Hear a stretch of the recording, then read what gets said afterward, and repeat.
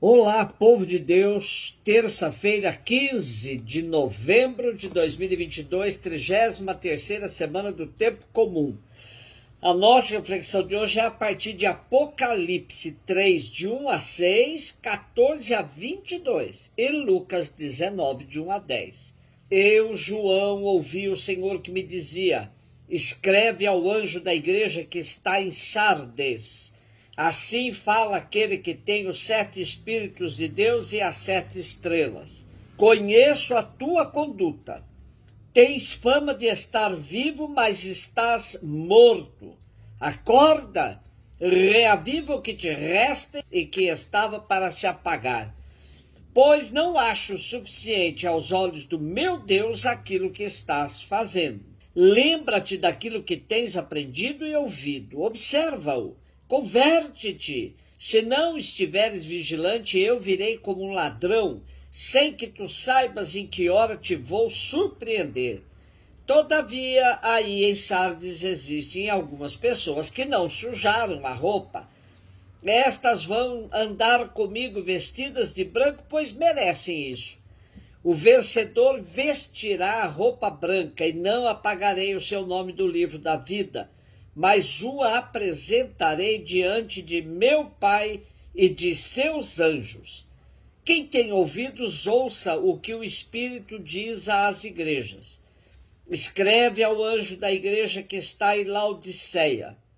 Assim fala o Amém, a testemunha fiel e verdadeira, o princípio da criação de Deus. Conheço a tua conduta, não és frio nem quente. Oxalá fosses frio ou quente, mas porque és morno, nem frio nem quente estou para vomitar-te da minha boca. Tu dizes: sou rico e abastado e não careço de nada, em vez de reconhecer que tu és infeliz, miserável, pobre, cego, nu.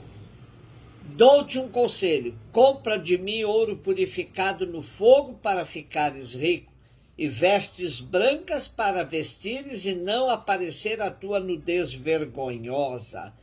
E compra também um colírio para curar os teus olhos, para que enxergues. Eu repreendo e educo os que eu amo. Esforça-te, pois, e converte-te. Eis que estou à porta e bato. Se alguém ouvir minha voz e abrir a porta, eu entrarei na sua casa e tomaremos a refeição. Eu com ele comigo. Ao vencedor farei sentar-se comigo no meu trono, como também eu venci e estou sentado com meu Pai no seu trono. Quem tem ouvidos, ouça o que o Espírito diz às igrejas. O livro do Apocalipse traz nos seus primeiros capítulos uma referência a 7 cartas enviadas às comunidades da Ásia Menor. 7 é sempre muito simbólico, pois significa a totalidade. Referindo-se a essas comunidades, e o mesmo que dizer que as recomendações, é o mesmo que dizer que as recomendações contidas nesta carta valem para a totalidade das comunidades cristãs do final do primeiro século. As cartas revelam vários tipos de comunidades cristãs. No geral, passavam por dificuldades que vão desde o desânimo na experiência cristã até ao fechamento em falsas seguranças. Na verdade, é como se estivéssemos escrevendo as comunidades atuais com seus diversos desafios que a conjuntura se lhes impõe. Para os cristãos da comunidade de Sardes, João alerta para a vivência nas aparências. Ele diz: tens fama de estar vivo, mas estás morto. Acorda, reaviva o que te resta e que estava para se apagar, pois não acho suficiente aos olhos do meu Deus aquilo que estás fazendo. Quantas comunidades nossas poderão estar vivendo em igual situação? Ou seja, só de fama e ostentação, mas na verdade estão mortas em relação ao projeto de Jesus. é preciso reavivar logo, antes que morra de vez. Para a comunidade de Laodiceia, João escreve chamando a atenção para a situação de indiferença e autossuficiência que seus cristãos viviam.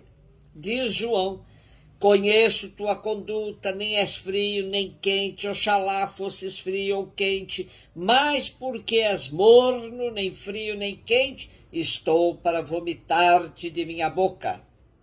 Seguir Jesus e aderir ao seu projeto exige de todos tomada de posição. Nada pior que viver na indiferença frente aos acontecimentos que atingem a vida de todos os cristãos, de todos os cidadãos. Por outro lado, João também critica outra atitude dos cristãos de Laodiceia. Tu dizes, sou rico e abastado, não careço de nada, em vez de reconhecer que tu és infeliz, miserável, pobre, cego e nu. Para ser cristão é preciso não se fiar nas próprias posses. A autossuficiência não permite um relacionamento construtivo com os outros e provoca um fechamento doentio. Vejamos também que João dá um motivo alegre e promissor a todos os que se dispuserem à conversão. Eis que estou à porta e bato. Se alguém ouvir minha voz e abrir a porta, eu entrarei na sua casa e tomaremos a refeição, eu com ele, ele comigo. Lucas 19, de 1 a 10, Jesus tinha entrado em Jericó e estava atravessando a cidade. Havia ali um homem chamado Zaqueu, que era chefe dos cobradores de impostos e muito rico. Zaqueu procurava ver quem era Jesus, mas não conseguia por causa da multidão, pois era muito baixo. Então ele correu à frente, subiu numa figueira para ver Jesus, que devia passar por ali. Quando Jesus chegou ao lugar, olhou para cima e disse: Zaqueu, desce depressa, hoje devo ficar na tua casa. Ele desceu depressa, recebeu Jesus com alegria. Ao ver isso, todos começaram a murmurar, dizendo: ele foi hospedar-se na casa de um pecador. Zaqueu ficou de pé e disse ao Senhor: Senhor, eu dou a metade dos meus bens aos pobres, e se defraudei alguém, vou devolver 4 vezes mais. Jesus lhe disse: hoje a salvação entrou nesta casa, porque também este homem é um filho de Abraão. Com efeito, o Filho do Homem veio procurar e salvar o que estava perdido. Estamos chegando ao final da peregrinação de Jesus e seus discípulos, que começou lá no capítulo 9, versículo 51, rumo a Jerusalém. Estando em Jericó, eles terão que forçosamente fazerem uma descida acentuada para depois empreenderem a subida final a Jerusalém. Lucas coloca Jesus cercado de uma pequena multidão, além dos seus discípulos. E neste contexto, quem era de estatura baixa, como Zaqueu, teria dificuldades de ver Jesus, que passava no meio deles. A narrativa de Zaqueu é exclusiva de Lucas, o evangelista mais sensível às questões que envolvem a desigualdade social. São inúmeros textos exclusivos de Lucas que nos colocam frente a frente com a dificuldade de relacionamento entre ricos e pobres. Com Zaqueu, Lucas dá uma nova inversão do encontro de ricos com Jesus. Os outros eram indiferentes ou se afastavam frente às exigências do reino. Uma coisa era bem clara: não dá para servir a 2 senhores, não dá para servir a Deus e ao dinheiro. Zaqueu era um ladrão público, assim eram considerados os cobradores de impostos. E Zaqueu era chefe deles. Pois vejamos, sem dizer uma só palavra de condenação, somente indo à sua casa para uma refeição, Jesus provoca a maior revolução na vida deste pequeno homem. Ele reconhece seu pecado, se sensibiliza com a vida dos pobres e com a vida de todos os que foram lesados pela sua conduta de amante do dinheiro.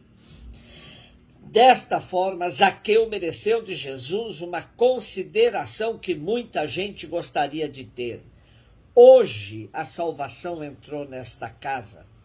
Enquanto Zaqueu recebe a promessa de salvação, os que tinham criticado Jesus por ter ido à casa de um pecador devem escutar de Jesus: o Filho do Homem veio procurar e salvar o que estava perdido.